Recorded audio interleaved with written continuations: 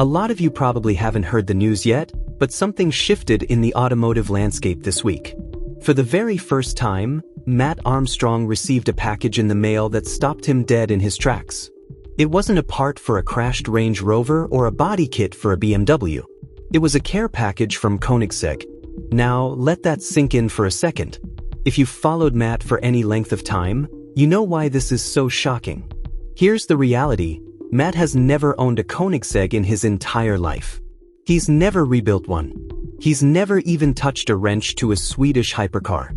Yet, there he was, unboxing official hoodies, t-shirts, and premium merchandise sent directly from the factory in Ängelholm.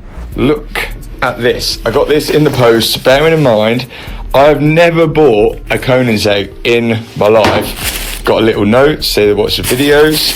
I got loads of like hoodies, t-shirts and merch, all from Koenigsegg, and I've never bought one. I didn't get that from Lamborghini or Ferrari. Meanwhile, the brands he's actually shed blood, sweat, and millions of dollars over, Lamborghini and Ferrari, have sent him absolutely nothing. Not a hat, not a sticker, not even a thank you for saving their flagship cars from the scrap heap. So, the question on everyone's mind is this. Are we witnessing the birth of the most significant collaboration in the history of automotive YouTube? This could be the start of a project so massive it changes the channel forever, and you won't want to miss the moment the first egg rolls into the workshop. The unboxing that changed everything. Imagine the scene at the workshop. Matt is used to deliveries, usually heavy crates full of suspension components or expensive carbon fiber panels. But this package was different. It didn't come from a salvage yard. It came from the inner sanctum of hypercar royalty.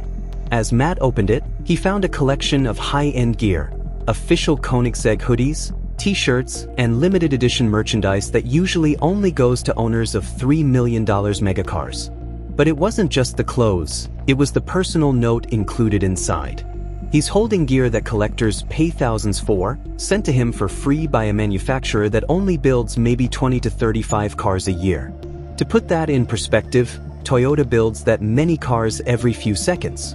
Koenigsegg is the definition of exclusive, yet they are reaching out to a guy who specializes in totaled exotics.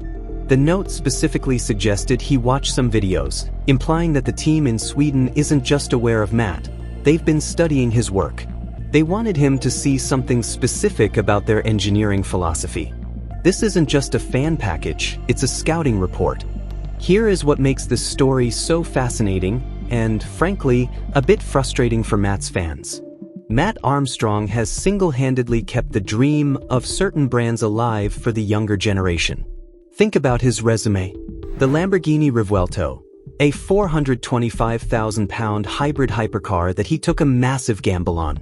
The Ferrari 296 GTB, a car that even Ferrari's own specialists seemingly gave up on, which Matt restored to its former glory, even why it has not managed it to start it yet.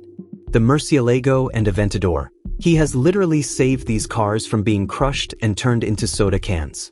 Matt has spent hundreds of thousands of pounds on genuine OEM parts from Lamborghini and Ferrari. He has provided them with tens of millions of views worth of positive exposure, showcasing the incredible engineering under the skin of these machines. And what has he received in return? Silence. In the world of big Italian auto, you are often seen as a customer, not a partner. If you buy a crashed one and fix it yourself, you're sometimes even viewed as a nuisance to their brand purity. Then you have Koenigsegg, a brand whose cars Matt has never owned, never rebuilt, and perhaps never even sat in. Yet, they are the ones showing him respect. The irony is staggering. The brands he supports don't acknowledge him, but the brand he's never worked with is treating him like a VIP. This isn't a random act of kindness by a board intern. Koenigsegg doesn't just hand out merch to anyone with a camera. There are deep, strategic reasons why they've reached out to Matt. First, Koenigsegg's marketing team is clearly among the smartest in the industry. They've watched Matt's channel grow to over 5 million subscribers. They see the level of technical detail he goes into. While most influencers just do reaction videos or drive-bys, Matt explains how the gearbox works, how the carbon fiber tub is bonded, and how the electronics communicate. Koenigsegg is an engineering company that happens to make cars. They recognize a kindred spirit in Matt. Christian von Koenigsegg, the founder, is famous for being incredibly accessible and passionate. He doesn't hide behind a wall of corporate PR. He loves the how and the why of car building. By sending this package, they are planting seeds. They are opening a dialogue. They know that a YouTuber with Matt's reach talking about their brand is worth more than a Super Bowl commercial. This is organic exposure to exactly the audience they want, car enthusiasts with genuine passion. This situation highlights the massive divide in how the world's most powerful car brands view that none of these approaches are technically wrong. They are all billion-dollar entities, but Koenigsegg's approach is the only one that feels human. They understand that Matt Armstrong's channel is a rocket ship. Today he has 5 million subscribers. In 2 years, it could be 10 million. They are building a relationship now so that when Matt is ready for a $3 million project, there is only one brand on his mind. The note in the box is the real smoking gun. Watch the videos. It wasn't watch our latest commercial.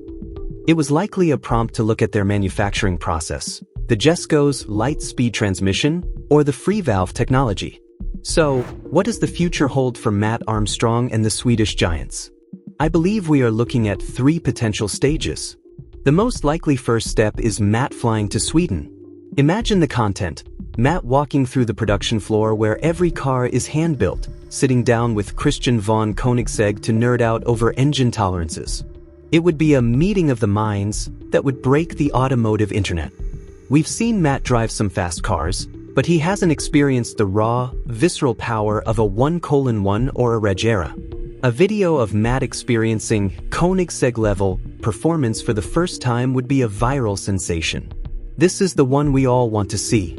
Imagine a damaged Koenigsegg, perhaps a test mule or a flood-damaged car, and instead of the manufacturer hiding it away, they invite Matt to document the repair. It would be unprecedented. Imagine Koenigsegg providing the technical data and parts to let a YouTuber show the world how these masterpieces are put together. That would destroy the blacklist culture once and for all. Matt Armstrong didn't beg for this. He didn't send emails to Koenigsegg's PR department asking for free stuff. He just kept his head down, worked 18-hour days in the shop, and consistently produced the best car restoration content on the platform. The lesson here is simple. Respect comes from unexpected places. Sometimes the people you work the hardest for won't be the ones to give you a pat on the back. But if you do great work, the right people will eventually notice. Matt stayed authentic. He didn't change his style to please the purity of Ferrari or the flashiness of Lamborghini. He stayed the guy in the hoodie who isn't afraid to get his hands dirty. And ironically, that's exactly what the most prestigious car brand in the world fell in love with. This isn't just about free hoodies and t-shirts. This is a statement of intent. Koenigsegg is watching. They are paying attention. And they are reaching out.